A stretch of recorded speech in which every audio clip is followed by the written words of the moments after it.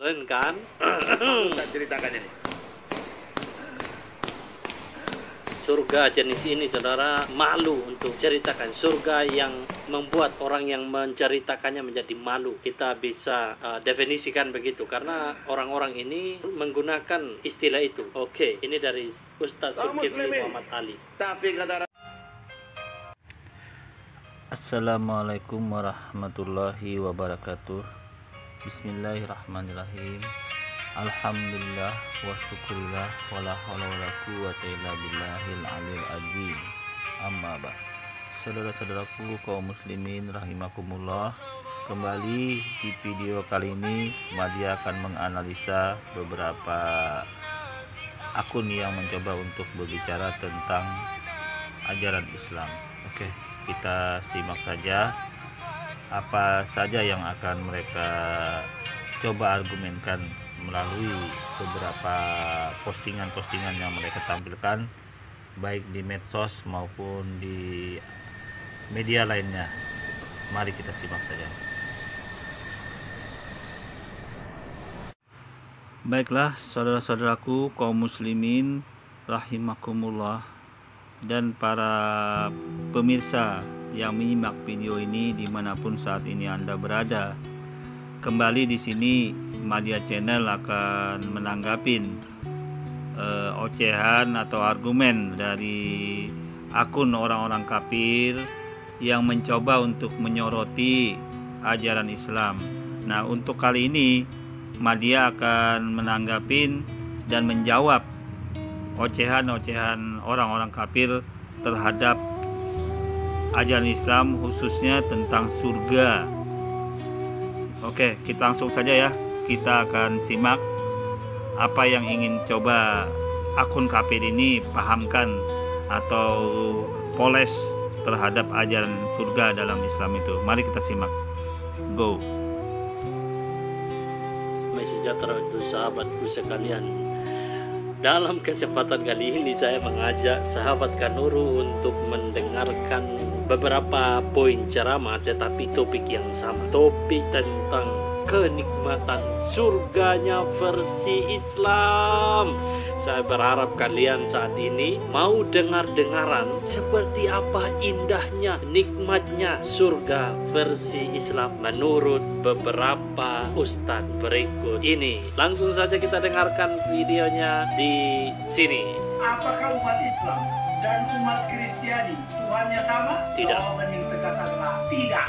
Betul, ini Ustadz ini bagus sekali. Dia memberikan pertanyaan dan memberi jawaban atas pertanyaan yang dia buat sendiri dan tepat sekali. Kali ini Ustadz Sanihu Munir memberikan jawaban yang benar. Hore!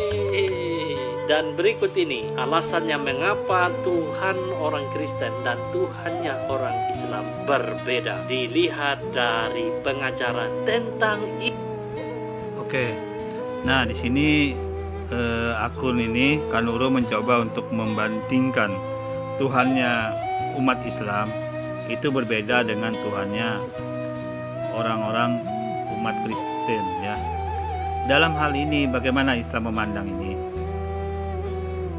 Allah Subhanahu wa taala atau Elohim atau Adonai atau YHWH atau Hasem itu adalah satu pribadi yang sama, subjeknya sama, hanya saja namanya berbeda. Saya garis bawahi dalam ajaran Islam, Tuhannya Nabi Adam, Tuhannya Nabi Abraham, Tuhannya Nabi Musa, Tuhannya Nabi Isa atau Yesus, Tuhannya Nabi Muhammad itu satu, sama ya, identitasnya sama, hanya saja namanya saja yang berbeda karena diturunkan sesuai dengan bahasa dan kitab yang diturunkan oleh pencipta itu kepada umat dan kaumnya masing-masing zaman. Jadi namanya itu sesuai dengan kitab suci ya, sesuai dengan kitab suci dan nabinya yang diturunkan oleh pencipta, sang pencipta itu kepada rasul atau nabi tersebut yang diikuti oleh umat tersebut sesuai dengan zamannya. Seperti saya kasih contoh, Abraham itu diberikan lembaran suhuf. Nah itu Tuhannya bagaimana? Tuhannya tentunya Tuhan Nabi Abraham itu tentu Tuhan yang Hanif, Tuhan yang Maha Esa. Di dalam ajaran Islam juga itu sama, pribadinya, identitasnya itu sama dengan Tuhan dalam ajaran Islam yang dibawakan oleh Nabi Muhammad, ya. Nah, terus Nabi Ibrahim atau Abraham itu agamanya apa? Nah, definisi di dalam Islam, orang yang patuh tunduk kepada Tuhan yang Maha Esa, yang tidak berembel-embel, yang murni, yang tidak ada berkepribadian-kepribadian. Nah, itu di dalam Islam itu adalah suatu ajaran Islam sudah yang seperti itu gitu loh. Jadi Nabi Abraham atau Ibrahim itu dia sudah Islam, hanya saja namanya pada saat itu tidak Islam, tetapi ajarannya sudah Islam karena dia patuh tunduk kepada Tuhan Maha Esa murni, artinya Tuhan yang bertauhid, ya. Begitu juga dengan Nabi Musa. Nabi Musa itu dia diturunkan sang pencipta dengan kitab suci yang bernama Taurat. Nah, Tuhannya Nabi Musa itu juga bertauhid, murni, tidak berembel-embel, tidak berkepribadian, ya. Jadi tidak dia ada ekor-ekor, berembel-embel atau berkepribadian-kepribadian.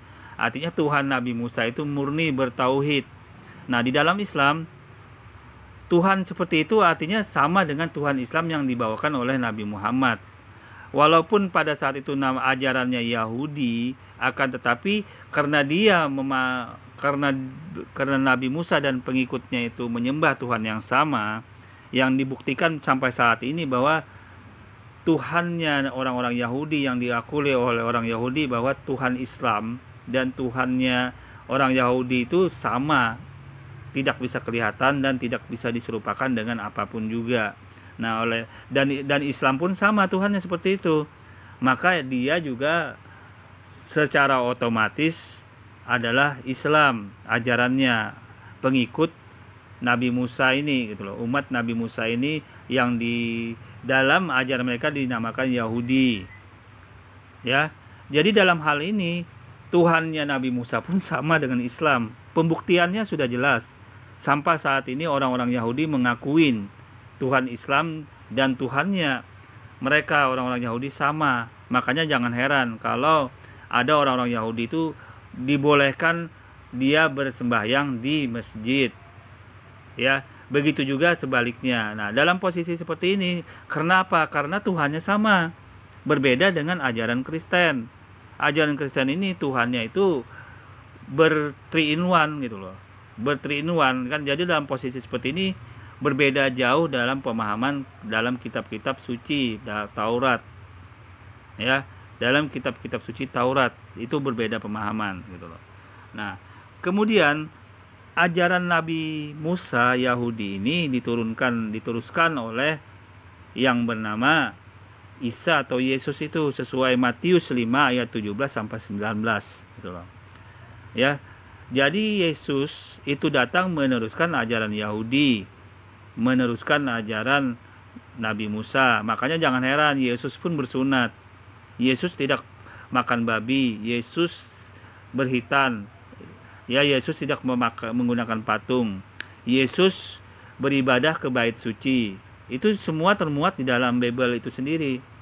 Ya, yang anehnya setelah sepeninggal Yesus, mengapa malah Yesus itu sendiri yang disembah, yang dijadikan Tuhan? Nah, ini yang dalam Al-Qur'an itu ditegur, diluruskan oleh ajaran Islam bahwa ini loh yang sebenarnya, bahwa Yesus itu datang untuk meneruskan ajaran Nabi Musa, ajaran Yahudi. Makanya jangan heran Yesus itu diutus untuk domba-domba yang tersesat di kalangan orang-orang Yahudi itu gitu loh.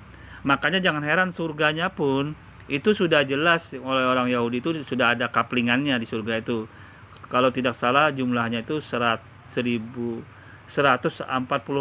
kalau nggak salah yang positif dijelaskan di dalam Alkitab tersebut, dalam Bible itu orang yang memasukin surga gitu loh. orang-orang Yahudi. Jadi jangan heran, jangan aneh. Nanti saya tampilkan juga ayat-ayatnya bahwa surga mereka itu sebenarnya sudah ada kaplingannya.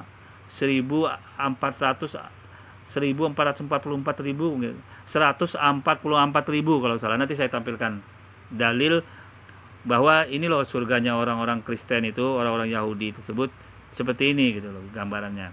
Tapi nggak apa-apa, kita sorotin dulu ocehan dari akun ini berbicara tentang surga dalam Islam. Kita langsung saja ya.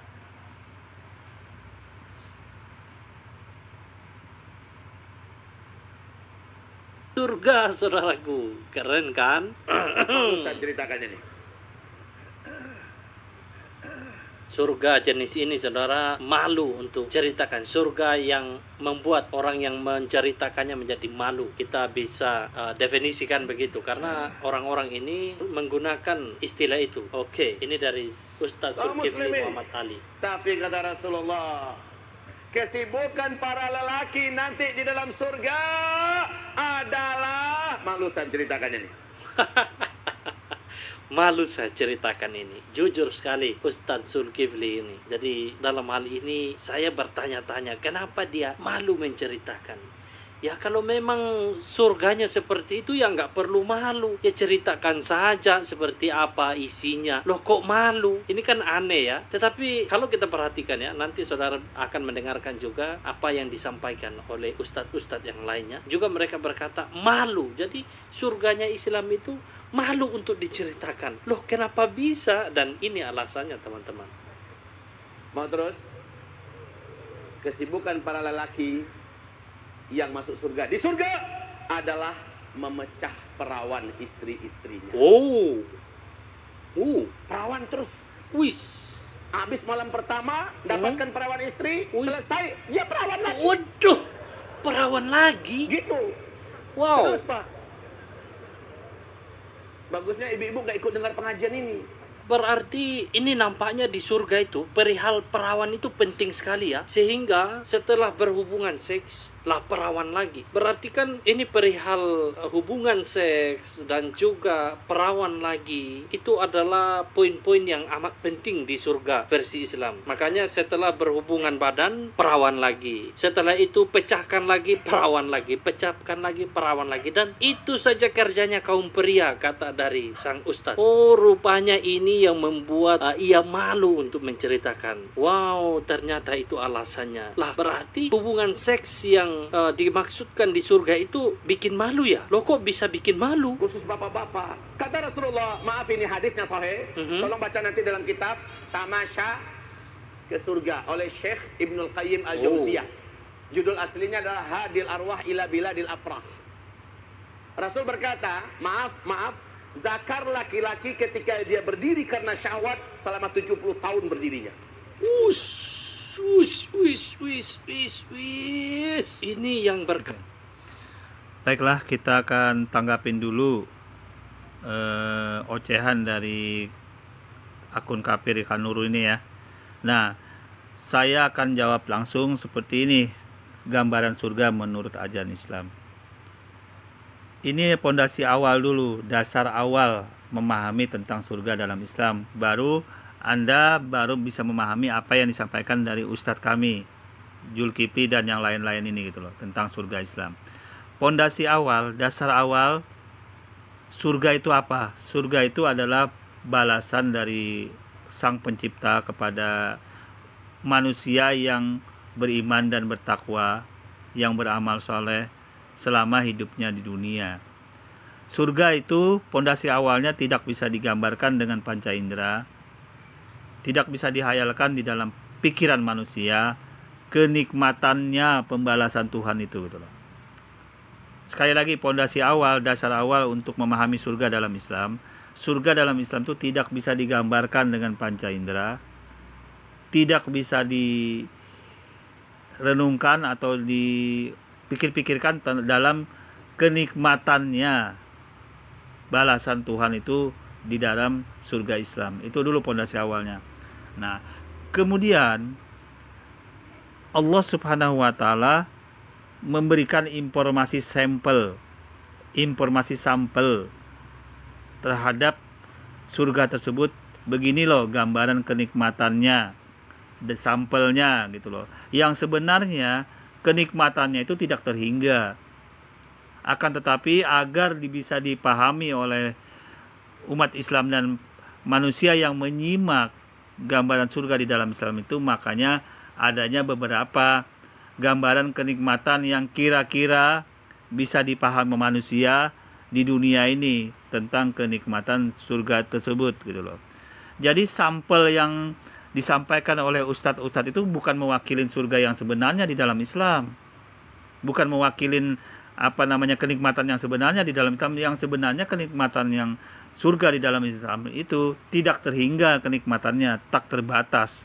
Akan tetapi untuk bisa masuk di otak-otak manusia dan umat Islam yang mendengarkan tentang informasi surga di dalam Islam itu, ya begini loh kenikmatannya. Kira-kira apa kenikmatan di dunia ini yang paling membuat manusia itu bahagia, kira-kira gitu loh. Nah, begitulah gambaran hadis dan Al-Quran untuk merangsang, untuk menggiring opini, untuk memahami tentang surga dalam Islam. Dalam posisi ini seperti itu pemahamannya otak manusia agar bisa memahami surga dalam Islam itu. Kenikmatannya yang saya garis bawahi, kenikmatannya. Ya, bukan bicara masalah seks, zakar, atau hal-hal apa saja yang membuat gambaran kenikmatan itu gitu loh. Ya mungkin yang paling manusia suka ya, kenikmatan yang paling manusia suka apa kira-kira yang membuat manusia paling suka? Seks, bisa, boleh jadi, bisa. Banyak duit, bisa juga. Makanan enak, bisa juga. Tempat yang indah-indah, bisa juga. Nah, semua itu digambarkan Allah, digambarkan Tuhan di dalam Al-Quran dan Al-Hadis yang disampaikan salah ustadz-ustadz kita sesuai dengan redaksi ustadz tersebut untuk memahamkan kenikmatan surga itu gitu loh. Nah, kemudian datanglah akun-akun orang kafir seperti Kanuru ini yang berpola pikir seperti anak-anak gitu loh. Mengapa saya katakan seperti pola pikir anak-anak? Ya anak-anak itu kan apa yang dilihat itu yang dikomentarin gitu loh. Seperti ini contohnya, ada seseorang membuat video berperan seperti orang gila. Nah, kalau anak-anak kan paling dia lihat, wah itu orang gila gitu loh. Padahal itu hanya sebuah peran yang dilakukan oleh orang. Kalau orang memahami, melihat sebenarnya, oh ini sebenarnya pemahamannya ini tentang berbicara tentang orang gila, makanya orang itu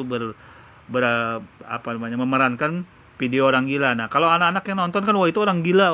Paling kan pemahamannya seperti itu. Nah, inilah gambaran yang terjadi pada akun Kanuru ini. Dia memahami surga dalam Islam itu seperti anak-anak gitu loh. Ini contohnya, saya contohkan seperti anak-anak apa yang disampaikan dari Ustadz, dibuat argumen seperti anak-anak. Padahal dia tidak memahami gambaran yang surga di dalam Islam itu gambaran kenikmatan. Kira-kira apa sih yang bisa digambarkan kenikmatan manusia yang disukain manusia di dunia ini. Nah, ini yang disampaikan, seks, perawan, atau duit banyak, atau makanan enak, tempat enak, dan yang lain-lain. Kenikmatannya kira-kira apa? Bidadari atau bidadara, kan itu kan salah satu kenikmatan yang paling disukai manusia di dunia ini. Nah, akan tetapi karena Kanuru ini berpola pikir anak-anak dalam menanggapi akun ini, ya hasilnya seperti ini. Mari kita dengar ya. Ini pola pikir anak-anak dalam membicara tentang surga Islam yang dia coba untuk giring opini negatif. Mari kita simak kembali. Nabi, kata sang ustadz, bahwa zakar laki-laki di surga itu dia akan berdiri selama 70 tahun. Wow, seperti apa sih bentuknya zakar yang berdiri selama 70 tahun?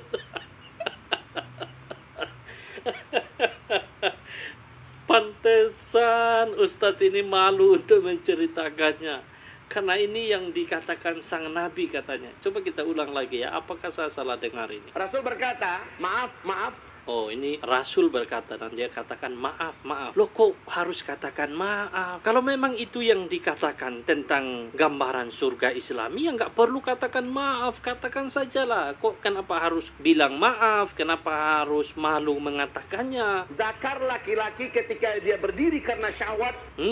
Zakar laki-laki ketika berdiri karena syahwat. Itu maksudnya kalau itu si Joninya laki-laki itu kalau dia berdiri karena nafsu, maka selama 70 tahun berdirinya. Selama 70 tahun berdirinya. Itu berarti menjadi tiang bendera atau tiang rumbai-rumbai, saya nggak tahu itu apa gunanya kira-kira selama 70 tahun. Itu berdiri. Nah, ya kan? Inilah yang saya katakan pola pikir anak-anak yang diterapkan. Ya mungkin seperti itulah kemampuan ilmunya.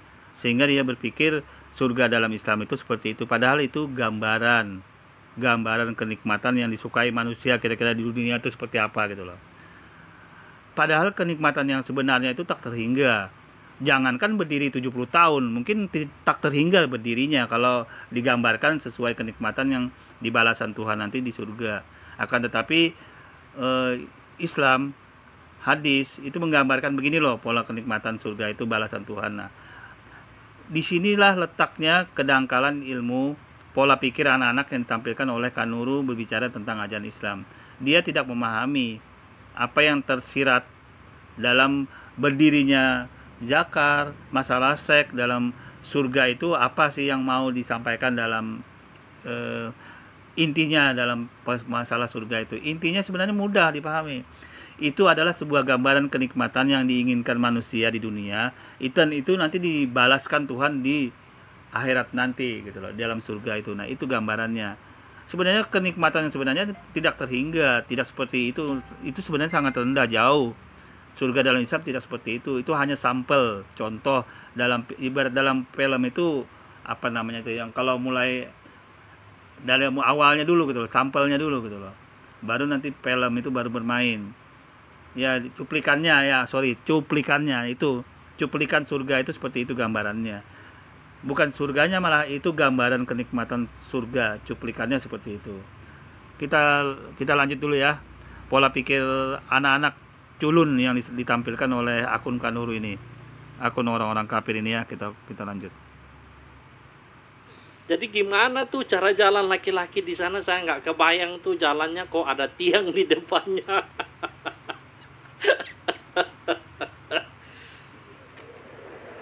Yes. Oh yes. Fiha ma tashtahil. Oh, ada bacaannya teman-teman. Dalam surga itu baru terbetik keinginan, datang langsung yang mengantarkan. Luar biasa sekali. Anda baru ada keinginan, yang diinginkan langsung datang. Jadi kalau Anda misalnya inginkan dengan siapa misalnya, tiba-tiba udah nongol di depan. Ini bikin kaget nih. Pesan ayam goreng, Pak. Coba ya lihat. Kira-kira apa yang ingin kita soroti, kita ambil hikmahnya dalam ceramah Ustadz ini. Ceramah dalam hal ini berarti gambaran surga itu apa yang terlintas dalam pikiran itu sudah diberikan balasannya oleh Allah. Itu berarti surga itu seperti itu gambarannya. Akan tetapi karena keculunan pola pikir anak-anak yang ditampilkan oleh Kanuru dalam hal ini, karena dia nggak nyambung, otaknya nggak nyambung pola apa yang ingin dipahamkan dalam Al-Quran dan Al-Hadis tentang gambaran kenikmatan di surga itu. Artinya surga itu baru terpikir di lintas otak sudah bisa terwujud. Nah, itulah kenikmatannya, kenikmatan balasan Tuhan dalam surga Islam. Ini tidak dipahami oleh orang-orang kafir seperti Kanuru ini, makanya dia berpola pikir seperti anak-anak. Kita lanjut dulu ya. Iya, saya kan baru mikir, iya langsung datang. Keren banget nih. Pengen jus apa? Langsung datang, jus yang tidak pernah terlupakan rasanya. Wow, jadi kalau Anda misalnya pingin mobil keluaran terbaru, baru aja mikir, udah ada di depan tuh, udah parkir di depan itu mobil. Nah, apalagi yang bisa Anda bayangkan, berarti ini enak dong. Manusianya itu luar biasa ya, betul-betul diperhatikan segala keinginannya. Jadi artinya di surga itu yang dipuaskan itu adalah keinginan manusianya. Nah, kamu bisa bayangkan kan kalau misalnya manusia itu di surga dia berpikir, waduh gimana ya rasanya punya punya pacar seorang artis misalnya, dia membayangkan bisa berpacaran dengan siapa, artis siapa misalnya ini yang paling cantik ini. Saya enggak tahu, saya enggak punya referensi artis cantik ini. Ya Madonna misalnya, dia pikirkan, wah ini gimana sih rasanya punya pacar seorang artis terkenal, Madonna. Langsung nongol tuh Madonna di depan. Nah bayangkan kalau banyak laki-laki yang membayangkan seperti itu, berarti Madonnanya harus banyak tuh. Masya Allah, biha ma tashtahil anfus. Nafsu mau apa langsung ada. Nafsu mau apa aja langsung ada teman-teman. Ya ini nafsu ini kan luas ya. Nafsu ini kan bisa nafsu makan, bisa nafsu seks, bisa nafsu kedudukan, nafsu apa lagi, bisa nafsu. Banyak sekali ini. Ini berarti kan sangat-sangat subjektif ya, tergantung seperti apa nafsu orang itu. Wah, keren sekali surga ini ya. Kira-kira ada batasannya nggak ini? Mana yang boleh kita miliki nafsu dan mana yang tidak boleh tadi misalnya. Apakah bisa seseorang punya nafsu, punya hubungan relasi intim dengan seorang artis? Apakah bisa seperti itu? Dan hal itu apakah bisa diwujudkan oleh Tuhan? Saya tidak tahu ya, mungkin teman-teman muslim yang tahu batasan-batasan nafsu seperti apa yang dikabulkan oleh Tuhan, tolong bantu beri di kolom komentar ya. Apakah ada batasan-batasan nafsu seperti apa yang Tuhan kabulkan di surga? Itu saja pertanyaan saya. Karena di sini coba lihat ya, pola pikir anak-anak kan yang ditampilkan kan, padahal yang ditampilkan di ustadz tersebut ceramah itu adalah gambaran balasan Tuhan terhadap umatnya, terhadap umat Islam yang patuh tunduk menjalankan perintahnya dan menjauhi larangannya. Gambarnya adalah surga, kenikmatannya seperti itu. Artinya apa-apa yang dilarang di dunia pada saat hidup, yang terkekang nafsunya itu pada masa di surga itu enggak berlaku lagi, karena itu balasan nanti Tuhan Allah Subhanahu wa taala janjikan nanti di surga seperti itu, balasan kenikmatannya.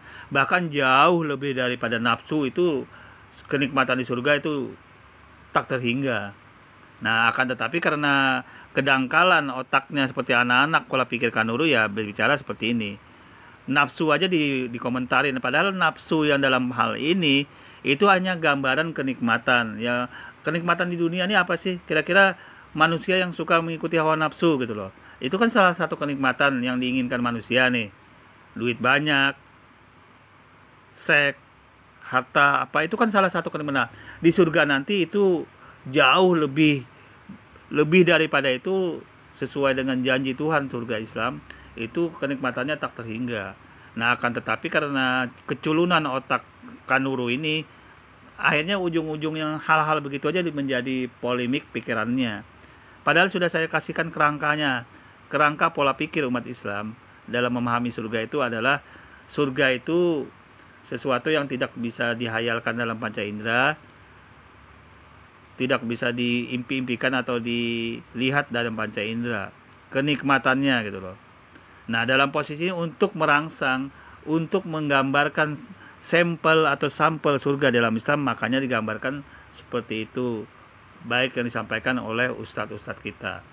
Ya, berbicara tentang seks, berbicara tentang duit banyak atau mengikuti nafsu dan segalanya. Itulah salah satu kenikmatan yang di dunia yang manusia kadang-kadang yang memang manusia ingin.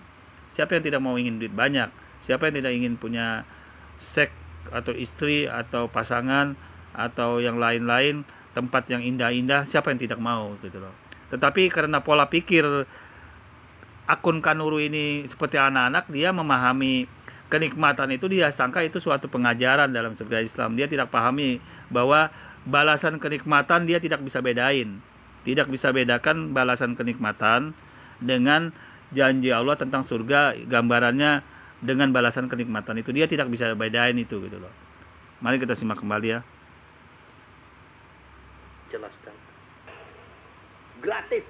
Semuanya gratis. Nah, ini yang kedua nih. Mohon maaf, ini pembicaraan 17 tahun ke atas. Oh, lagi-lagi Ustadz yang satu ini, Ustadz Firanda, mohon maaf katanya. Ini yang tadi bilang mohon maaf. Loh, ini kok bilang mohon maaf? Dan ya katakan ini pembicara untuk usia 17 tahun ke atas. Berarti bagian-bagian ini nggak bisa dibaca oleh anak-anak dong. Wah, berarti materi-materi ini nggak cocok untuk usia-usia tertentu ya. Loh, tapi ini kan dari sumber berotoritas loh. Kok memilah-milah siapa yang baca? Selama ini dituduh Alkitab itu kitab porno begitu, tetapi ternyata ada juga di dalam bagian-bagian kitab-kitab buku-buku berotoritas di dalam Islam yang tidak layak untuk dibaca dan didengar oleh halayak ramai atau oleh usia-usia tertentu ya. Saya jawab dulu ya. Nah, sebenarnya pola pikir anak-anak yang sebenarnya yang disampaikan itu oleh Ustadz Firanda ini. Artinya dalam memahami apa yang disampaikan Ustadz ini, jangan sampai berpola pikir seperti anak-anak. Itu tujuannya. Seperti Kanuru ini kan seperti pola pikir anak-anak. Apa yang disampaikan Ustadz itu ditelan mentah-mentah, ditelan bulat-bulat. Karena dalam posisi itu dia tidak memahami apa yang terkandung dalam makna kenikmatan dalam surga itu. Padahal tujuannya kan gambaran Ustadz tersebut untuk menggambarkan bahwa ini loh kenikmatan surga yang terlintas dalam otak manusia. Padahal di dalam Islam, surga itu tidak bisa dihayalkan dengan panca indera, bisa dilihat, didengar, dihayalkan dalam hati dan akal pikir manusia. Kenikmatannya, sekali lagi ya, kenikmatannya saya garis bawahi. Nah, kemudian si Kanuru berpolemik atau berpikir seperti anak-anak dalam gambaran ini. Nah, inilah yang sebenarnya ini menegur pola pikir anak-anak nih ya, seperti Kanuru ini sebenarnya ini pas, tapi dia tidak memahami. Nah, bayangkan hal seperti itu dia tidak merasa tersinggung dalam posisi, padahal dia yang disinggung sebenarnya pola pikir anak-anak itu loh. Bukan berarti Al-Qur'annya, kitab sucinya, ajarannya itu porno, tidak seperti itu.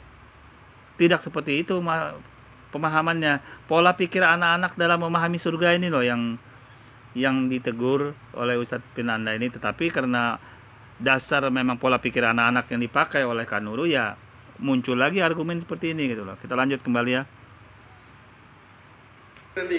Lanjutkan saja Ustaz.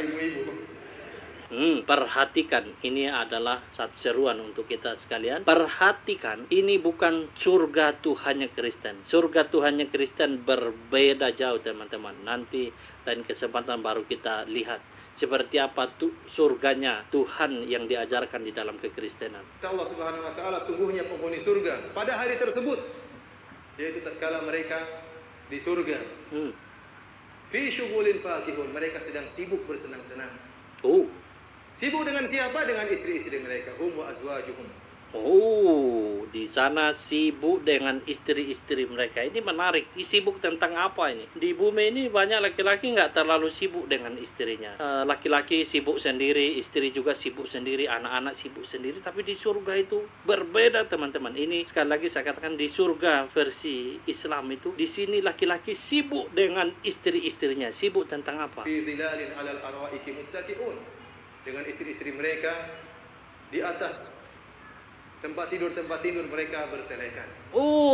Ternyata teman-teman, sibuknya di atas tempat tidur teman-teman. Nah, kalau selama ini Anda mungkin ya punya jadwal yang jarang dengan istri, maka di surga teman-teman ini kamu sibuk dengan istri. Siap-siap memang kamu ya. Jadi kalau selama ini kamu rem-rem untuk dengan istrimu, tetapi di surga yang diajarkan Ustadz ini, itu kesibukan Anda satu-satunya. Anda nggak pergi lagi ke kebun, nggak pergi lagi ngantor, Anda nggak kerjakan lagi perbaiki mobil atau urus yang lainnya. Kesibukan Anda dengan istri Anda di dipan katanya. Wow, ini menarik. Sepakat ahlu tafsir dari kalangan para sahabat. Sepakat. Dan juga dari kalangan tabi'in. Mereka sepakat tentang mereka ini. Menyatakan bahwasanya kesibukan penduduk surga tatkala itu iftidadul abkar, yaitu memecahkan keperawanan para bidadari. Keren sekali ini. Inilah kesibukan penduduk surga katanya, memecahkan perawan para bidadari. Wala. luar biasa sekali kenikmatan yang ditawarkan di dalam surga atau surga versi yang diajarkan oleh Tuhan di dalam Islam. Sungguh nikmat saudara, ini sangat-sangat menjunjung tinggi kenikmatan, pemuasan kenikmatan manusianya, ciptaannya. Jadi yang coba ya. Sebenarnya sudah cukup bagus pemahaman yang diberikan oleh Ustadz, tapi karena Kanuru ini tidak bisa memahami apa itu kenikmatan, tidak bisa membedakan balasan surga dengan kenikmatan, makanya dia berargumen tentang balasannya itu yang diargumenkan, yang ya, pola pikir anak-anak itu, balasannya tentang begini loh, surganya itu, padahal dia tidak memahami yang disampaikan Ustadz itu balasan kenikmatan. Ya, balasan kenikmatan ini gambaran surga dalam Islam itu seperti itu. Ya. Akan tetapi dia tidak memahami apa yang disampaikan dari ustadz-ustadz tersebut adalah hal-hal yang berbau balasan kenikmatan, yang sebenarnya balasan kenikmatan itu tidak terhingga, tetapi karena akun ini berpola pikir anak-anak, maka dia mengomentarin balasannya, bukan menyoroti kenikmatannya apa kira-kira yang masuk di otak manusia itu dalam kenikmatan di surga itu gitu loh. Itu yang dia tidak pahamin. Kita lanjut. Sepuas-puasnya itu adalah manusianya. Tetapi saya kembali lagi bertanya-tanya, kok ukuran kenikmatan itu adalah ditentukan dalam hubungan seksual? Apakah itu kenikmatan tertinggi yang ditawarkan di dalam surga? Mohon maaf nih, ini pertanyaan saya saja sebagai seorang yang awam dengan pengajaran dari dalam Islam. Kalau Anda seorang Muslim dan tahu pengajaran ini, mohon tuliskan di kolom komentar sebenarnya apa kepuasan tertinggi di dalam surga Islam. Nampaknya dari apa yang saya dengarkan ini, nampaknya ya kepuasan tertinggi yang ditawarkan di dalam surga itu adalah dalam sebatas hubungan seksual. Maka itulah sebabnya mengapa laki-laki itu sibuk ngurusin itu. Lalu pecahin perawan, lalu perawan lagi, pecahin lagi, dan perawan lagi. Sepertinya standar kepuasan tertinggi di dalam surga itu adalah perihal seksual. Benarkah demikian? Saya akan jawab langsung nih akun Kanuru ya. Seperti saya sampaikan, karena pola pikir otak Anda tidak memahami arti kenikmatan, balasan kenikmatan dalam surga Islam itu, makanya Anda berpikir seperti itu. Saya sampaikan kepada Anda sekali lagi, kira-kira apa sih kenikmatan di dalam dunia ini menurut Anda gitu loh. Anda lihat dulu kenikmatan apa? Duit banyak, seks, makanan enak, tempat yang indah-indah, atau ada hal-hal lain yang menurut Anda paling enak tuh apa kira-kira? Nah, kemudian Allah Subhanahu wa taala menggambarkan sesuai dengan pola pikir kenikmatan manusia hidup di dunia itu seperti itu gitu loh. Sebenarnya surga dalam Islam itu tak terlintas, bisa dilintaskan kenikmatannya dalam pola pikir manusia. Dalam panca indera bisa dilihat, didengar. Kenikmatannya tidak bisa dihayalkan dalam bentuk pola pikir manusia. Saking ingat ya, sangat banyak sekali, saking dalamnya, saking besarnya kenikmatan balasan Tuhan itu dalam surga. Akan tetapi karena manusia itu kan harus digambarkan pola pikirnya seperti pola pikir manusia, makanya digambarkan salah satu kenikmatan dengan seks, dengan harta banyak, duit banyak, dan hal-hal lain. Nah, itulah gambaran balasan Tuhan nanti di surga, yang sebenarnya balasan itu tidak ada ujung kukunya. Ibarat dalam lautan itu hanya setetes air yang jatuh ke lautan. Gambaran surga dalam Islam yang disampaikan oleh ustadz-ustadz itu. Saking besarnya kenikmatan itu nanti balasan Tuhan dalam surga Islam. Nah, akan tetapi karena pola pikir otak si Kanuru ini berpikirnya seperti anak-anak, ya seperti ini munculnya gitu loh. Kita lanjut dulu ya. Teman, mohon bantu saya di kolom chat kalau Anda punya jawaban terkait dengan pertanyaan saya ini. Ternyata ini kesibukan mereka. Oh, keren. Ustadz kok malu menceritakan? Mohon maaf, ini pembicaraan 17 tahun ke atas. Mau dilanjutkan atau diberhentikan? Lanjutkan Ustadz. Saya nggak enak sama ibu-ibu. Nggak usah, lanjut. Lanjut, Nggak apa-apa, Ustaz. katanya. Nggak usah malu, kok Anda malu? Saya aja dengar nggak malu. Ikhwani fillah, akhwati fiddin, azani Allah wa iyyakum. Para ikhwani yang sudah dewasa dan para akhwat yang sudah dewasa. Yang belum dewasa jangan terlalu serius. Oh, berarti pesan ini saudara, ini hanya untuk yang dewasa. Berarti anak-anak nggak cocok mendengarkan materi ini. Berarti ada bagian ya di dalam Al-Quran itu yang nggak cocok untuk usia-usia tertentu ya. Oh, begitu. Kenapa mereka? Bukan masalah nggak cocok dengan pola-pola tertentu itu kan Nurul. Maksudnya Ustadz ini pola pikir anak-anak itu yang nggak boleh. Pola pikir anak-anak itu yang dibawa yang nggak boleh. Anak-anak kan pola pikirnya seperti Anda ini, melihat orang berperan seperti orang gila, ya Anda tunjuk, oh itu orang gila, kan itu kan seperti sebenarnya, padahal orang itu hanya berperan, bermain sandiwara, sinetron. Itu sebenarnya pola pikir anak-anak. Kalau pola pikir yang dewasa, dia sudah menilai, oh sebenarnya ini orang berperan seperti orang gila, padahal dia tidak gila. Nah, itu yang kalau orang yang berpola pikir sudah mengerti tentang surga dalam Islam, bahwa oh itu sebenarnya pola pikir itu sebenarnya gambaran tentang kenikmatan, bukan berarti yang digambarkan itu dikomentarin jadi negatif, seperti masalah seksnya, masalah perawan, masalah hal-hal lain yang disampaikan Ustaz, bukan negatif. Itu gambaran kenikmatan dalam surga, salah satu sampel yang digambarkan dalam Al-Quran, dalam Al-Hadis. Berhubung ke Anda pola pikir Anda anak-anak, nah maka Anda komentarin yang sampelnya itu, contoh-contohnya itu yang Anda sampelnya, padahal Anda tidak memikir bahwa itu hanya gambaran kenikmatan, balasan di dalam surga, salah satunya sampelnya seperti itu. Ya, kita lanjut. Tidak sibuk. Sementara bidadari yang Allah siapkan bagi mereka sangat luar biasa, indah, cantik dan moleknya. Allah jelaskan dengan detail sifat-sifat mereka. Rasulullah SAW jelaskan dengan detail sifat-sifat mereka. Oh, ternyata Allah juga menjelaskan sifat dan karakter dari para bidadari itu secara detil-detilnya. Demikian juga Sang Nabi juga menjelaskan hal ini secara detil-detilnya. Berarti Tuhan juga sangat peduli dengan kepuasan ini. Demikian juga Sang Nabi sangat peduli akan sumber kepuasan ini, sehingga dijelaskan sedemikian rupa. Oh, begitu maksudnya. Agar kita tidak terpedaya dengan wanita-wanita di dunia, tidak terpedaya dengan para artis-artis kafir, para ahli fujar, para tukang maksiat yang mungkin di mata kita indah. Mereka tidak ada apa-apanya dibandingkan dengan bidadari surga. Oh, begitu maksudnya. Kenapa Tuhan begitu peduli untuk isu ini? Supaya umat muslim jangan terpesona dengan kecantikan dari artis-artis kafir di dunia katanya. Saya nggak tahu yang dimaksud artis-artis kafir itu seperti apa. Oh, jadi itu yang membuat pria-pria muslim itu berlomba-lomba untuk masuk ke surga. Karena di sana itu punya bidadari-bidadari cantik yang nggak... Oke, saya akan jawab ya Kak Nurul ya. Maksudnya artis-artis kafir ini artinya artis-artis yang ditampilkan, yang di layar-layar kaca itu yang bertelanjang dada, yang cuman pakai bikini, yang bersempak-sempak, itu kan menampilkan aurat-aurat yang sebenarnya dilarang dalam Islam.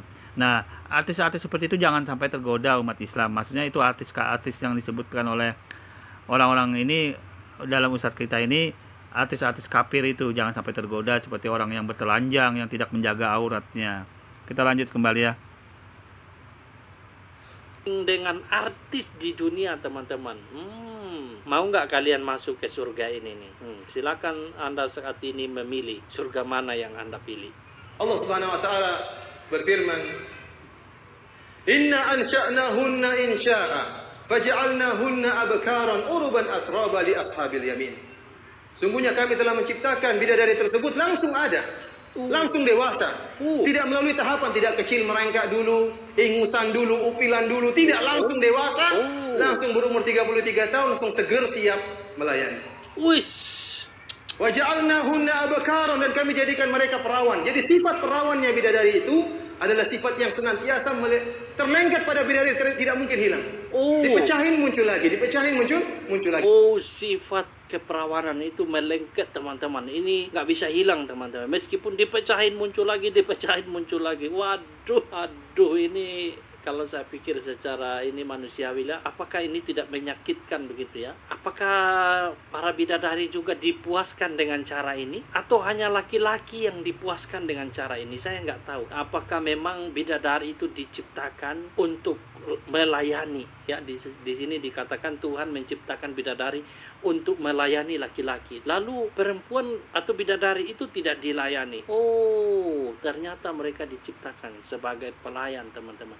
Yang dilayani itu adalah laki-laki. Berarti perempuannya siapa yang layani? Ini pertanyaan saya ini. Ini pertanyaan kesekian ya. Berarti nampaknya di sini kepuasan perempuan tidak begitu disebutkan, tidak begitu diperhatikan ya, karena yang diupayakan untuk terus dipuaskan itu adalah laki-laki. Makanya diciptakan secara khusus bidadari untuk melayani kaum pria dan memiliki sifat perawan senantiasa, tidak pernah kehilangan keperawanan. Wow. Lalu apa yang diperoleh oleh kaum perempuan?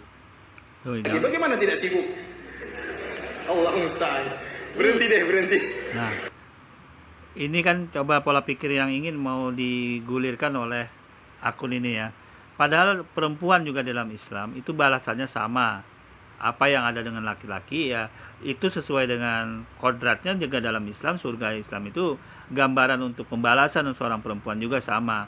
Kalau ada bidadari, bidadara cuma namanya saja berbeda-beda. Yang melayani para perempuan-perempuan itu untuk kehidupan dia di surga itu. Akan tetapi kebetulan yang disetel yang dibuat, diposting oleh akun Kanur ini berbicara tentang pemahaman ustadz-ustadz itu tentang surga, balasan surga itu seperti yang digambarkan ustadz ini kebanyakan bicara tentang ada laki-lakinya, tentang perihal laki-laki. Ada juga surga tentang yang digambarkan ustadz-ustadz yang lain untuk perempuannya. Bagaimana perempuan itu sangat mudah untuk memasuki surga, ya, dengan menaati suaminya selama hidup di dunia, perintah suaminya, dan menjadi ibu dari anak-anaknya dengan solehah, maka balasannya dia surga. Dimanapun dia memasukinya itu pintu surga sudah terbuka, sangat mudah untuk perempuan. Dan balasan di surga itu sama antara laki-laki dan perempuan. Apa keinginan itu terbetik di anak perempuan itu maka terpenuhi. Ya, apa yang keinginan dan seorang penghuni surga itu untuk melakukan apapun terpenuhi sama.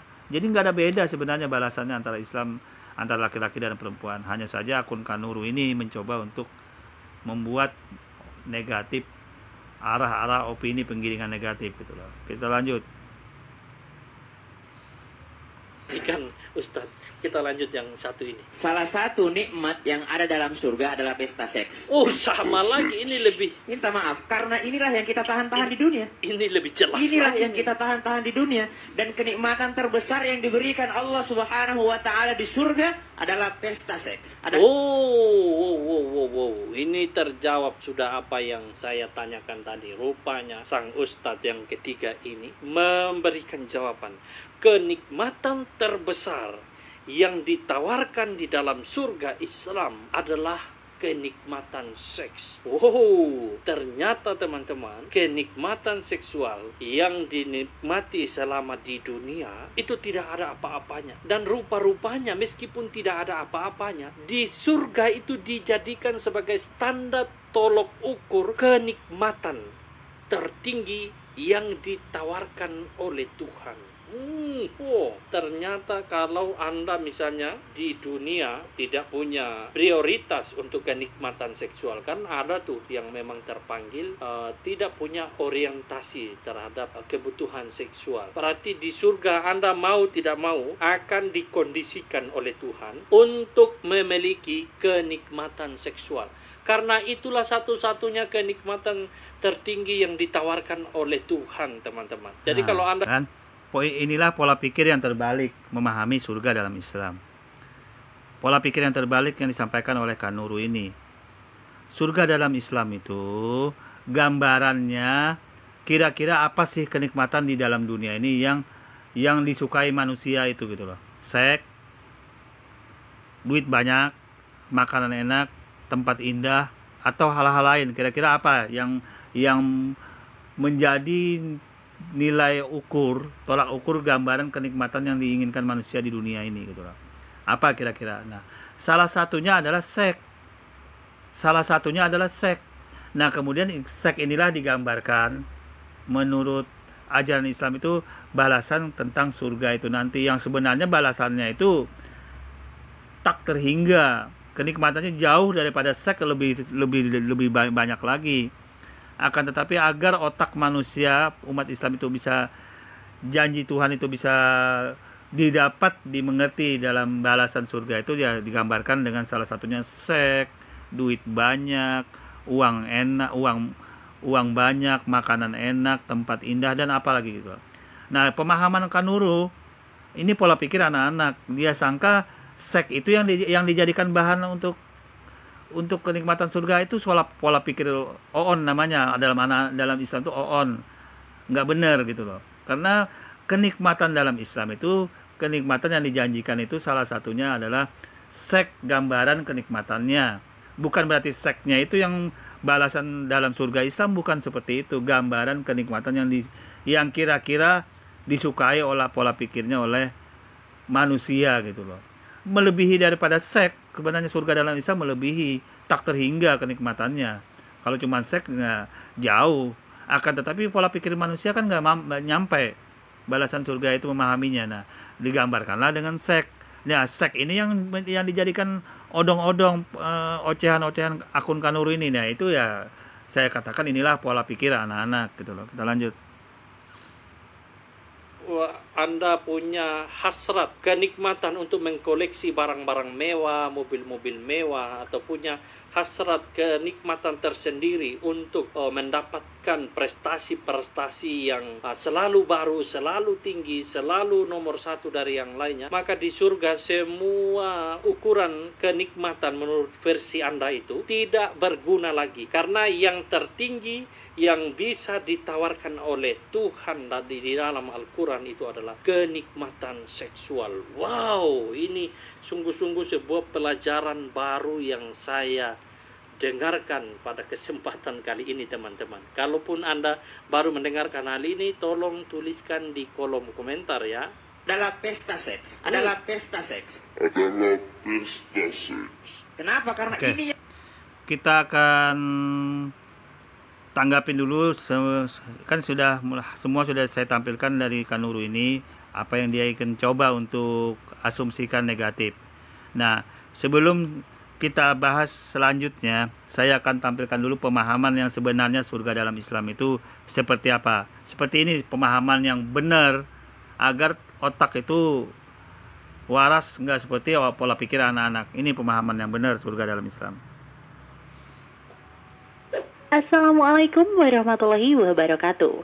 Ketemu lagi nih sob sama Hidayah dan Inayah Channel. Salah satu kenikmatan yang Allah Subhanahu wa Ta'ala berikan kepada manusia dalam kehidupan akhirat kelak adalah surga. Surga merupakan bukti yang paling besar bahwa Allah Subhanahu wa Ta'ala sangat menyayangi hamba-hambanya yang selalu taat dan tunduk kepadanya. Karena hanya ingat ya, ini gambaran dasar, ya, patokan dasar untuk memahami surga di dalam Islam, agar tidak mudah terprovokasi atau tidak mudah tergiring opini seperti akun yang dilakukan oleh akun kafir Kanuru ini. Jadi pola pikir yang benar di dalam Islam itu harus bisa memahami dulu apa sih surga dalam Islam, apa yang digambarkan itu. Saya kasih garis bawahi, yang digambarkan adalah kenikmatan yang diinginkan manusia itu kira-kira apa di dunia ini, dan itu terjadi di surga itu nanti, dan balasan ini sebenarnya hanya sampel, seperti setitik air yang turun ke lautan, ke sebuah lautan yang sangat luas. Nah, lautan yang luas itu adalah balasan kenikmatan surga dalam Islam. Akan tetapi untuk manusia memahami balasan surga dalam Islam itu, maka digambarkanlah setitik air yang jatuh ke lautan itu. Nah, setitik air yang jatuh ini yang digambarkan ustadz-ustadz itu seperti seks, seperti duit banyak, tempat yang indah, atau hal-hal lain lah, perawan segala macam yang tentang kenikmatan itu. Nah, ini yang tidak dipahami oleh akun Kanuru ini, berpola pikir anak-anak tentang surga dalam Islam. Kita lanjut dulu ya. hamba yang taat saja yang akan memperoleh kenikmatan surga tersebut. Dengan kata lain, surga merupakan satu-satunya tempat yang penuh dengan kenikmatan yang mana tempat tersebut sangat diharapkan dan menjadi impian semua manusia ketika kembali kepada Allah Subhanahu wa taala kelak. Dan luar biasanya lagi, semua kenikmatan yang ada dalam surga tidak pernah dibayangkan dan dilihat serta dirasakan oleh manusia. Di dalam salah satu hadis qudsi, Rasulullah Shallallahu alaihi wasallam bersabda, Allah Subhanahu wa taala berfirman, Aku telah menyediakan untuk hamba-hambaku yang saleh kenikmatan surga, yang mana belum pernah sama sekali terlihat oleh mata, didengar oleh telinga, dan terlintas dalam hati atau benak manusia. Hadis riwayat Muslim. Sementara ini dasar patokan, ya, ingat, pola pikir dasar surga dalam Islam itu harus menuju ke sini dulu. Sebelum Anda berkomentar, sebelum Anda memahami apa-apa yang disampaikan dari ustadz-ustadz kita. Ini pola pikir yang benarnya di sini dulu yang harus Anda tanamkan. Bahwa surga dalam Islam itu tidak bisa dihayalkan, dilintas, di apapun dalam pola pikir manusia kenikmatannya. Itu sudah digambarkan dalam hadis Muslim. Nah, kemudian kok ada gambarnya di dalam Al-Quran. Nah, yang gambaran di dalam Al-Quran itu hanya sampel agar otak manusia itu bisa nyampe memahami kenikmatan-kenikmatan apa yang disukai manusia di dunia ini. Digambarkanlah dengan seks, dengan duit banyak, dengan tempat indah, atau makanan yang enak, atau pelayanan-pelayanan bidadari. Nah, seperti itu gambarannya. Kita lanjut sebentar ya. terdapat ayat-ayat yang menjelaskan bagaimana gambaran-gambaran tentang surga. Apa saja gambaran tersebut? Sebelum lanjut, buat kalian yang belum berlangganan channel ini, jangan lupa subscribe dan klik tombol notifikasinya ya. Serta Oke. Nah, dalam posisi ini saya tidak perpanjangkan masalah ini. Tapi yang jelas pola pikir umat Islam itu sebenarnya sudah dia tahu. Gambaran surga yang digambarkan oleh ustadz-ustadz itu hanya gambaran kenikmatan agar dipahami oleh manusia. Karena pola pikir Kanuru ini seperti anak-anak, maka dia gambarannya itu dijadikannya ocehan, dijadikannya hal-hal bulian yang dia tidak pahami sebenarnya kenikmatan dalam surga Islam itu seperti apa. Sudah tadi saya sampaikan dalam hadis Nabi riwayat Muslim bahwa surga dalam Islam itu tidak bisa dihayalkan, direnungkan atau dilihat, didengar dengan panca indera manusia maupun pikiran manusia, akal dan otak manusia. Itu dulu pola dasarnya. Nah, kemudian untuk menggambarkan kenikmatan digambarkanlah dengan seks, dengan bidadari, dengan apa itu kira-kira suatu gambaran untuk merangsang manusia seperti ini loh, gambaran kenikmatan surga itu gitu loh. Yang sampelnya seperti digambarkan ustadz-ustadz itu. Yang sebenarnya sampel ini tidak mewakili keseluruhan tentang kenikmatan surga yang jauh. Makanya saya gambarkan seperti air di titik yang jatuh di sebuah lautan yang sangat luas. Yang lautan yang sangat luas itu adalah surganya. Gambaran ustadz tersebut tentang kenikmatan seks, tentang kenikmatan yang lain, bidadari, apapun, itu hanya gambaran sampel. Salah satu sampel yang kira-kira otak manusia bisa nyampe gitu loh. Ya, ini gambarannya. Nah, kemudian agar ini imbang karena Kanuru ini menggambarkan surga Islam dan saya akan tampilkan ya. Saya akan tampilkan bagaimana sih sebenarnya surga menurut ajaran Kristen gitu loh. Kita simak dulu ya. Nah, di sini saya tampilkan ya gambaran surga menurut ajaran Kristen. Nah, ini semoga nanti Kanuru bisa menjawab ini. Apakah seperti ini gambaran surga menurut ajaran dia gitu loh. Yang dimana dia mencoba untuk menggambarkan surga di dalam Islam. Nah, bagaimana menurut Anda surga menurut Kristen ini apakah seperti ini? Karena surga dalam Islam itu penuh kenikmatan. Sedangkan surga di dalam ajaran Kristen ini ternyata peperangan, bekas peperangan naga. Saya tampilkan ini ya, kita tampilkan di sini. Oke. Wahyu 12 ayat 7-9 dengan judul perikop naga dikalahkan adalah menceritakan kisah kilas balik tentang iblis ketika dia diusir dari surga. Nah, karena sebenarnya itu merupakan sebuah cerita kilas balik, maka kita sering merasa bingung dalam memahami rangkaian kisahnya setelah selesai membaca ayat 1-6 dan kemudian berlanjut ke ayat 7-9. Wahyu 12 ayat 7 sampai 8. Maka timbullah peperangan di sorga. Mikael dan malaikat-malaikatnya berperang melawan naga itu. Dan naga itu dibantu oleh malaikat-malaikatnya. Tetapi mereka tidak dapat bertahan. Mereka tidak mendapat tempat lagi di sorga. Nah, Wahyu saudara, ini gambaran surga menurut ajaran Kristen ini yang dibangga-banggakan Kanuru ini gitu loh. Ternyata di dalam surga mereka itu terjadi peperangan naga, iblis dan naga, malaikat dibantu sejenisnya itulah. Artinya banyak peperangan.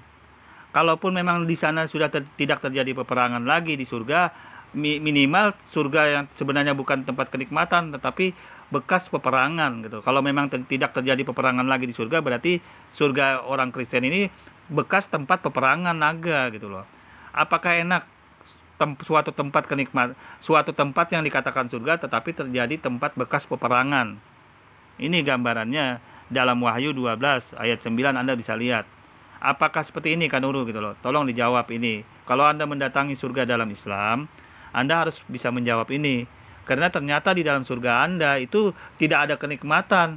Malah yang ada bekas peperangan naga. Ya, Anda tahu sendiri kalau bekas peperangan itu, Anda bisa lihat gambaran di dunia aja. Kalau orang bekas peperangan itu hancur. Tempatnya hancur, jangankan kenikmatan. Ternyata tempat tersebut penuh kehancuran, bekas peperangan. Mari kita lanjut lagi ya. 9. Dan naga besar itu, si ular tua yang disebut iblis atau Satan, yang menyesatkan seluruh dunia, dilemparkan ke bawah. Ia dilemparkan ke bumi bersama-sama dengan malaikat-malaikatnya. Dan inilah penjelasan dari maksud ayat di Wahyu 12 ayat 7 sampai 9. Iblis diusir dari surga ketika dia memberontak melawan pemerintahan Allah. Dengan kesombongannya, dia berusaha untuk merebut tahta di surga dan ingin seperti yang maha tinggi. Tetapi pemberontakannya menentang Allah akhirnya dikalahkan dan kemudian dia diusir dari surga. Setelah diusir dan jatuh dari surga, kemudian iblis memilih tinggal di bumi ini. Sebelum Adam dan Hawa yang ditempatkan oleh Allah di Taman Eden atau Firdaus berdosa karena godaan iblis, bumi ini masih sempurna dan merupakan surga bagi Adam dan Hawa sebagai umat manusia. Tetapi ketika iblis berhasil menipu pasangan manusia pertama di bumi itu, maka iblis telah berhasil merebut pemerintahan di dunia ini. Nah, sudah sangat jelas ya. Berarti surga menurut gambaran ajaran Kristen ini, surga yang bekas peperangan naga di surga itu. Artinya di sana bekas peperangan naga, iblis dibantu para pembantunya seperti malaikat. Terjadi peperangan di surga. Oke lah, memang surganya mungkin sudah tidak ada lagi peperangan. Tetapi tentunya surganya itu bekas peperangan. Beda sekali sama surga Islam. Sedangkan surga Islam yang ditampilkan kenikmatan-kenikmatan balasan orang-orang untuk di surga. Akan tetapi ternyata di surga ajaran Kristen, ternyata surganya bekas peperangan naga. Bagaimana Anda mau mengatakan itu suatu kebahagiaan, kenikmatan kalau bekas peperangan di surga gitu loh. Oke, itu yang pertama. Yang kedua, kita bisa lihat di Matius 21 ayat 31. Nah, kata Yesus kepada mereka, "Aku berkata kepadamu, sesungguhnya pemungut-pemungut cukai dan perempuan-perempuan sundal akan mendahului kamu masuk ke dalam kerajaan Allah." Nah, dalam hal ini ternyata para pelacur, orang-orang yang berdosa itu, ya saya tidak tahu apakah dia bertobat atau tidak dalam hal ini, tapi intinya ini gambaran suatu perbuatan. Pelacur ini kan gambaran sifat manusia di dunia. Yang katanya sebenarnya surga di dalam ajaran Kristen itu hanya roh, sifatnya roh. Ternyata buktinya di sini menampilkan gambaran pelacur ini gambaran perbuatan pribadi manusia. Nah, dalam hal ini ternyata orang-orang yang duluan masuk surga itu orang-orang yang pelacur, PSK, orang yang nggak beres. Walaupun sebenarnya katanya sih bertobat sudah para pelacur itu. Nah, tapi gambarannya malah diistimewakan pelacur-pelacur ini. Ini kan menggambarkan nanti orang-orang yang ingin masuk surga ya jadi pelacur dulu, kemudian bertobat, dia pasti duluan masuk surga. Ini kan suatu gambaran yang tidak, ya saya nilai Anda mau nggak masuk surga, gambaran yang di dalamnya itu banyak pelacur di dalamnya. Dan orang baik di sana tidak dihargain, malah dibelakangkan dulu, tidak didahulukan masuk surga. Orang yang baik yang dari awal menjalankan perintah agama malah dibiarkan di belakang duluan, nggak duluan masuk surganya. Malah di sini mengistimewakan pelacur, PSK, orang-orang nggak beres, pemungut-pemungut cukai, perampok, begundal kan. orang-orang nggak beres itu kalau malah didulukan masuk surga daripada orang yang baik yang menjalankan perintah Tuhan dengan benar gitu loh. Nah, dalam hal ini kan Kak Nurul harus bisa jawab ini. Mengapa orang-orang pelacur didulukan masuk surga daripada orang yang beres, orang yang baik?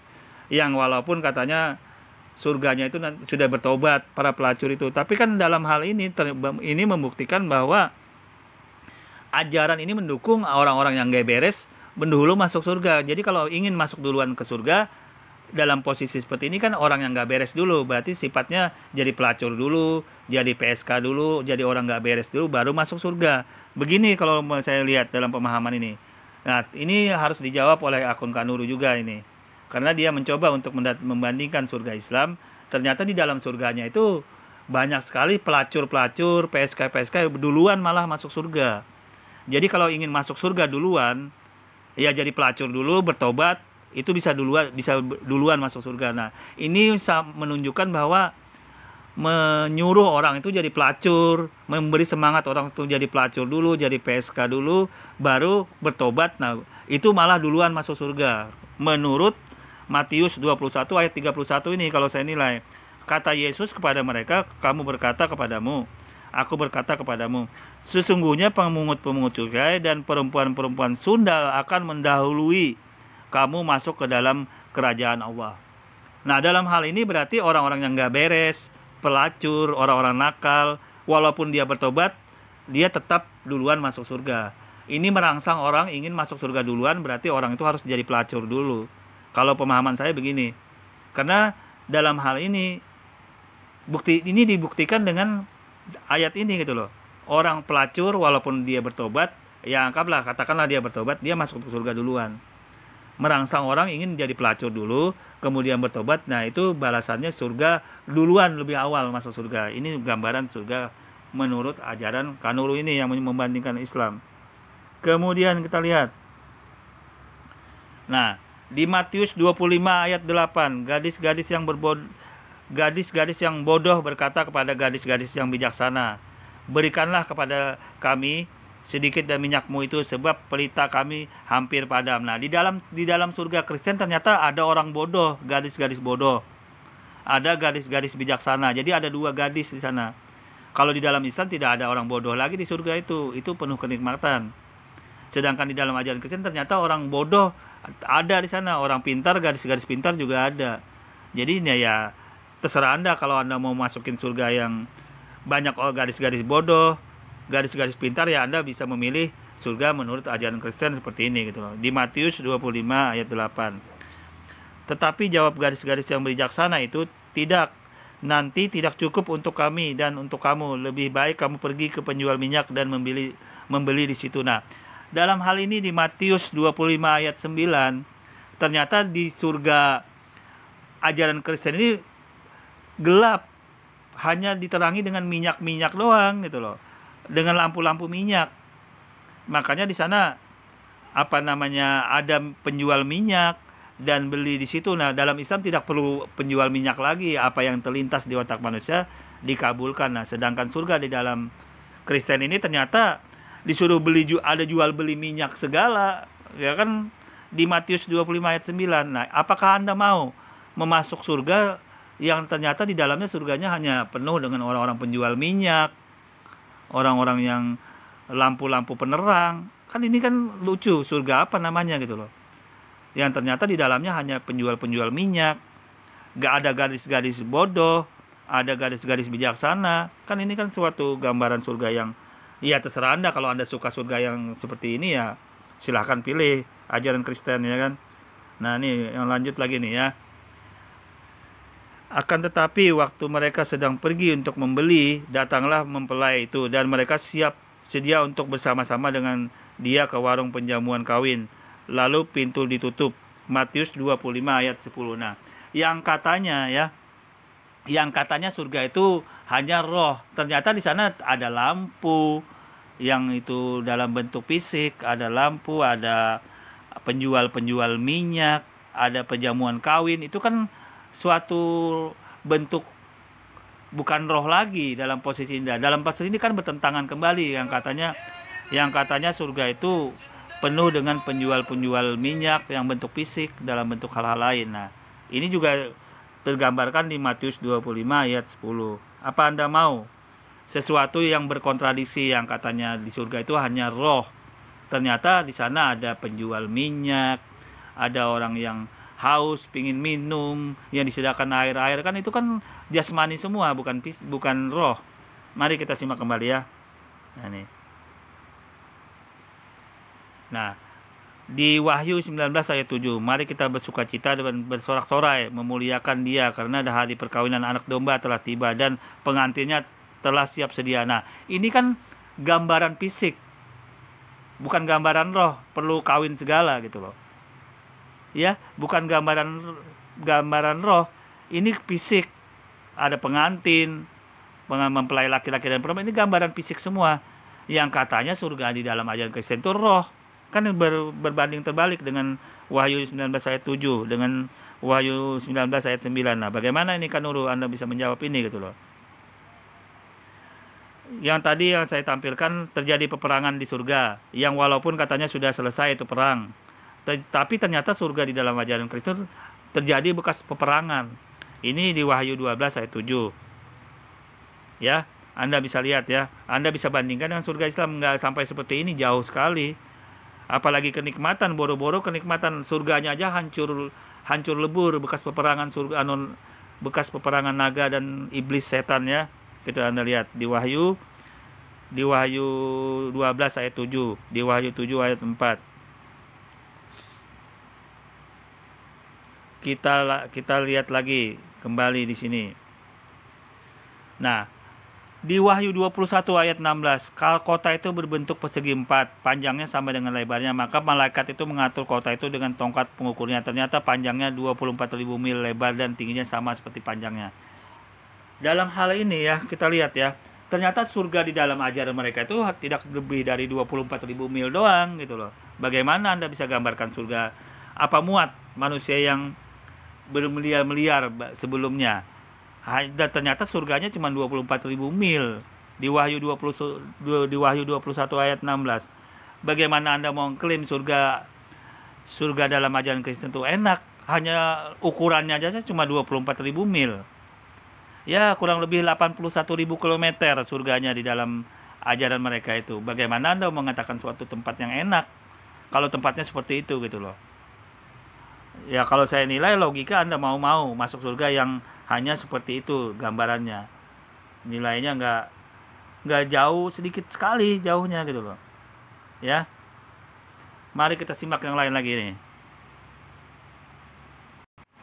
Nah, di sini saya tampilkan ya. Semoga Kanuru bisa menjawab ini. Ya, Anda lihat di Matius 16 ayat 27. Yesus tidak pernah mengatakan di Alkitab bahwa Dia disalib karena mau menebus dosa manusia. Ya, Anda lihat. Yesus juga tidak pernah mengaku di Alkitab bahwa Dia adalah Tuhan atau Allah itu sendiri.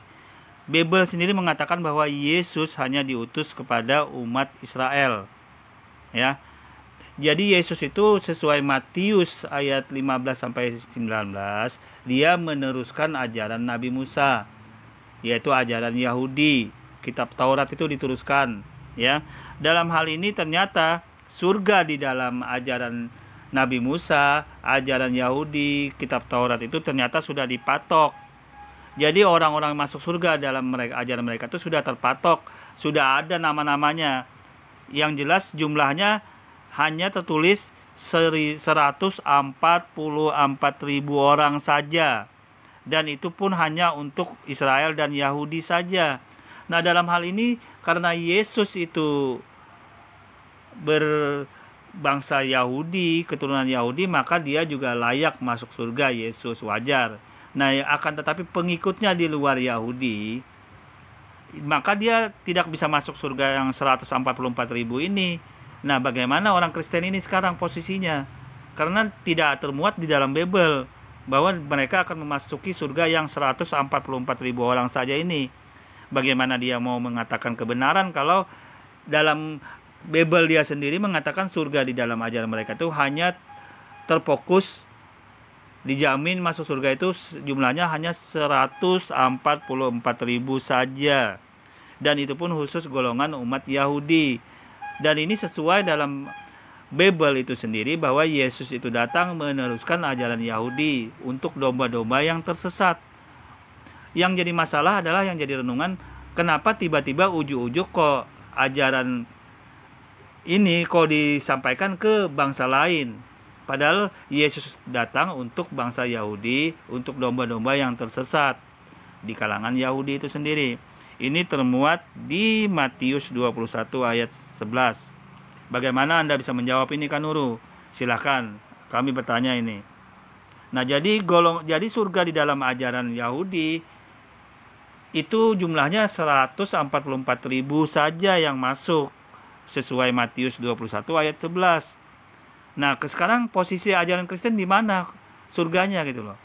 Kok bisa dia mengatakan lebih hebat daripada Islam surganya, kalau sedangkan di Bible dia sendiri tidak ada informasi orang Kristen itu masuk surga yang sesuai dengan di Bible ini gitu loh. Silakan Anda renungkan gitu loh ya. Kemudian kita lihat. Nah, di Matius 15 ayat 24, jawab Yesus, "Aku diutus hanya kepada domba-domba yang hilang dari umat Israel." Di Matius 15 ayat 24, berarti ajaran Yesus itu khusus umat Israel doang. Jadi surganya ajaran Kristen kemana surganya? Kalau tadi surga ajaran Israel sudah jelas, yang masuk 144.000 orang. Nah sekarang surganya Kristen mana? Di mana jaminannya kalau sudah sampai seperti ini? Sedangkan Yesus sendiri diutus untuk Israel, domba-domba yang tersesat. Nah di Matius 15 ayat 24 ya, coba lihat. Yesus memperumpamakan mereka yang bukan dari Israel, ya ingat, bukan dari Israel, tapi mau mengikutinya dan menjadi bagian dari umatnya adalah seperti anjing. Bayangkan, jadi tidak dihargain orang yang di luar Israel kalau menurut ayat ini. Silakan Anda lihat di Matius 15 ayat 26. Tetapi jawab Yesus menjawab, "Tidak patut mengambil roti yang disediakan bagi anak-anak dan melemparkannya kepada anjing." Dalam hal ini ternyata orang di luar Israel itu tidak dihargain, hanya seperti anjing diumpamakan di Matius 15 ayat 26 ini. Silakan Anda lihat, buka sendiri Bible Anda. Nah sekarang bagaimana boro-boro masuk surga sedangkan status orang itu pun di dalam Israel nggak dihargain. Boro-boro mau masuk surga, memilih surga gitu loh. Silakan Anda jawab ini ya, Kak Nuru ya. Kemudian kita lihat lagi yang lain.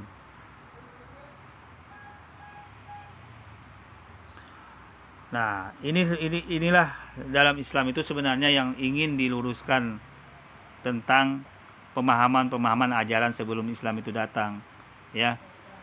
Yesus itu datang hanya untuk Bani Israel, akan tetapi mengapa disebarkan ke agama lain, ke umat lain? Itu jaminan surga di dalam ajaran Kristen itu ternyata hanya 144.000 orang saja dari Bani Israel.